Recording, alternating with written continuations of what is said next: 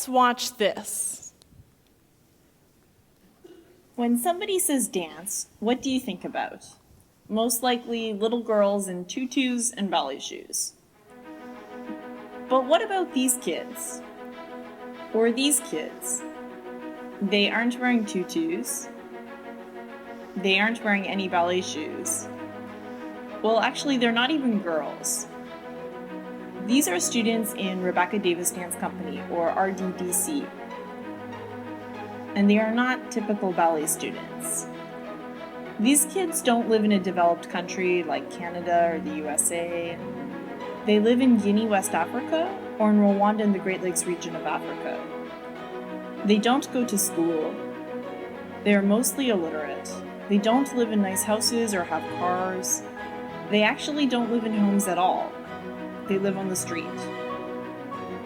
These are street children who are fighting for the chance to go to school and possibly end the poverty cycle that has escaped generations before them. RDDC is a not-for-profit organization based in the USA but working internationally to provide dance and educational programs for street children and underserved youth and post-conflict in developing countries.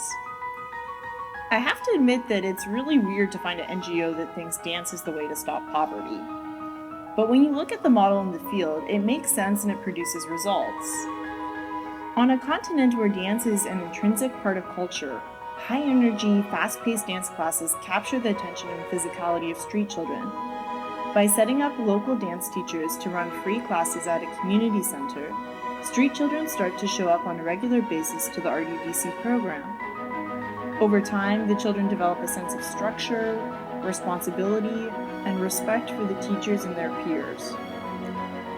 When these mental changes start to take place, RDDC invites the children to attend a vocational training program, either IT and computer skills or English language. Those street children who are successful receive sponsorship to attend boarding school, the ultimate solution for transforming these children into educated, self-sufficient young people who work and live in homes instead of scrounge the street and beg for food. If you don't believe this is really possible, I totally understand your skepticism. So check out more about this organization online.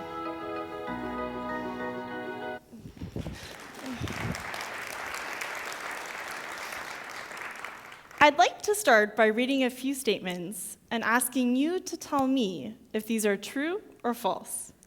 The first one. A child who can neither read nor write can send you an email right now, all the way from Africa. True or false? Very good. Must be Fulbrighters. Two girls of different ethnicities with families who do not speak to one another are now best friends. Very good. A boy who lives on the street and steals to eat takes ballet class regularly.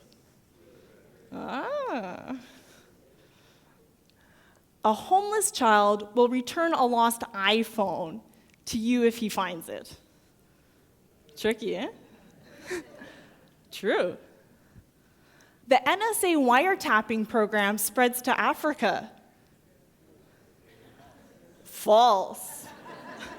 Why, you ask?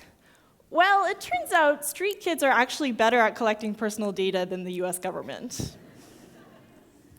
I've learned a lot from working with street kids in Africa. When I was a little kid, I had already decided I wanted to work in the field of dance.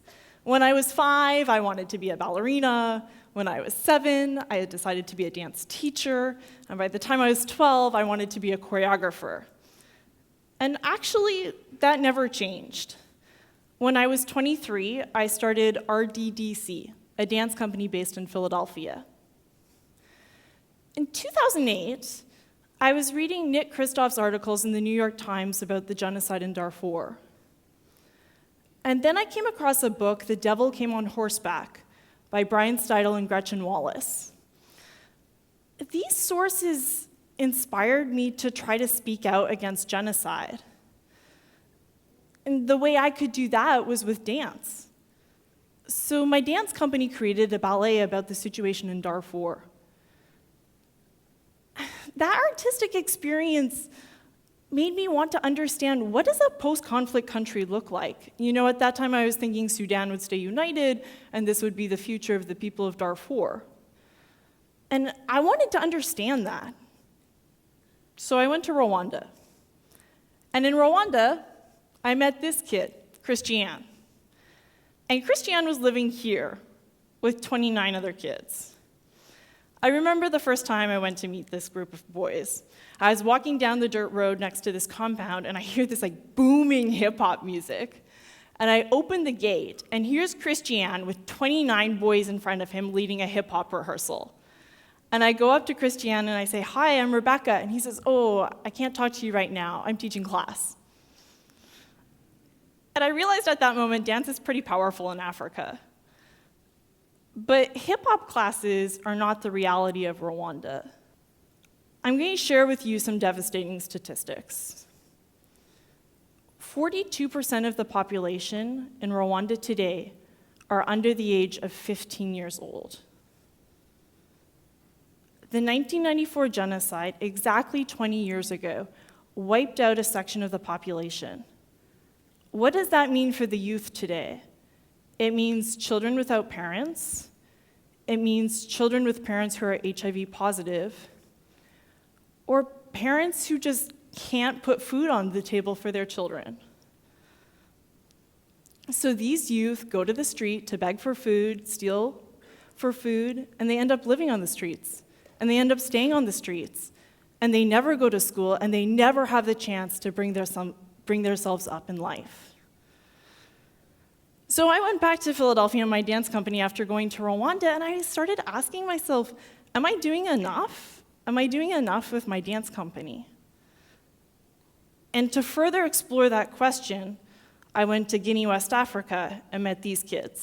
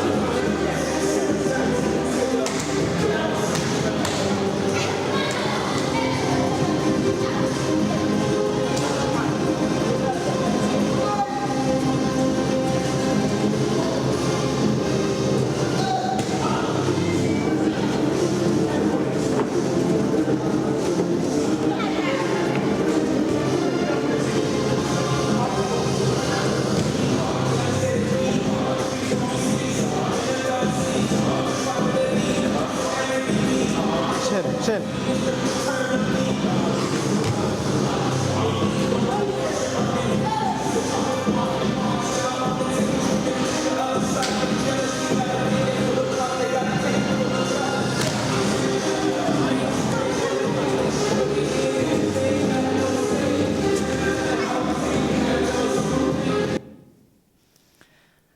Now, what would you think if I told you that 50% of those kids live on the street? They don't have a home. Or that 25% of those kids are illiterate. I remember after the first class I taught them, I handed around a piece of paper and a pencil and asked them to sign up on my attendance list. And they took the pencil and stared at me like, what am I supposed to do with this? They can't even write their names. And look at the incredible talent. And then there's this kid, Manishimwe in Rwanda. This is a picture of Manishimwe drawing the solar system with a stick in the sand and contemplating the planet Earth. Manishimwe comes up to me after every dance class I teach in Rwanda and asks me about gravity. He is fascinated by science. And quite frankly, the only reason he's in my dance class is because he doesn't know where else he can ask those questions. He doesn't know how to access an education. So after meeting these kids, I came back to Philadelphia and I wasn't happy. I decided I had to do more. So in 2010, I scrapped the mission of my company and created an organization that has a 3-part model to try to help street kids in post-conflict countries. The first phase is easy. It's a dance class. Center is open, music plays, kids can come and take dance class. They can interact with their peers, they can earn the respect of their teachers, get complimented, improve their self-esteem. But that dance class is critical because that's the first step to developing basic cognitive learning skills. The children can now learn how to concentrate, memorize, retain information, apply that information in the next class. And when they start to develop those learning skills, we move them to the second phase of the model, which is English classes or basic IT training. This is a much more structured academic environment, and we see if the kids can still continue to learn. Those who thrive, we seek sponsorship to send them to the third part of the model, which is boarding school. Private boarding schools in their own country. And this is really the way we break the poverty cycle, because now these kids have a safe place to sleep, 3 meals a day to eat, school uniforms to wear, and access to a top education. Now they have the skills to lift themselves out of poverty. And what does this cost? $1,600 a year. So the next time you're in Africa, be careful before you give your email address away. And don't be surprised if you meet a Bosniak and a Serb who became best friends in ballet class, even though their parents won't talk to one another. Or a kid who hasn't eaten that day but is still waiting to take ballet class. And if you're going to lose your iPhone again, maybe you should lose it in Africa this time because you have the best chance of getting it back. Remember Christiane, the kid who forced me to ask myself, am I doing enough? Well, Christiane is now finishing off high school, and he's an assistant dance teacher in our program in Rwanda. Here he is teaching another street child how to write his name. Thank you.